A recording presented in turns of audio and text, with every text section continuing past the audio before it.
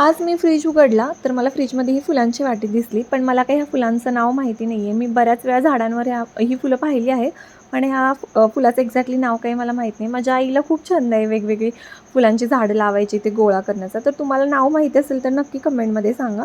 तर मी आता जेवायला बसत होते आणि मला असा कांदा फोडून घ्यायला फार आवडतो. आज एकच भाजी होती आणि भाकरी सोबत मी जेवायला बसले. सोबत तोंडी लावायला चटणीसुद्धा घेतली.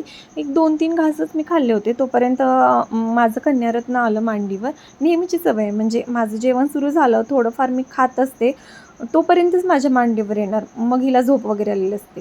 आता बघा काय बोलते. झोप आली? मला अगं जेवायचं होतं. का गं उभी? तिकडे झोपली असतीस ना तू. मांडीवर उठ ना.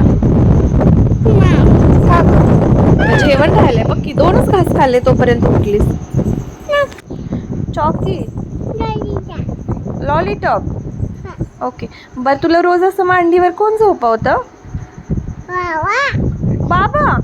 अरे तू आत्ता माझ्या मांडीवर झोपली आहे सोवी.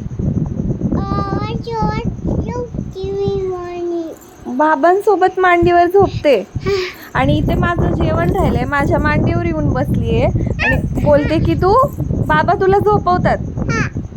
आणि मी काय करते मग? जेवण मी जेवण करते. मग करू देत ना, उठ ना, मग मला जेवण करू दे. मला का गोवी? तुला झोपवतं कोण रोज? तोंडातून बोट काढ. बघा कसं आहे, म्हणजे आपण सगळं करायचं. मी आता तिची झोप लागली, मग त्यानंतर मी जेवायला घेतलं. म्हणजे हे नेहमीच आहे की आपण जेवायला बसावं आणि बाळानं मांडीवरून बस. लग्नाआधी ना मुलगी खूप लाडाची असते, पण लग्नानंतर एक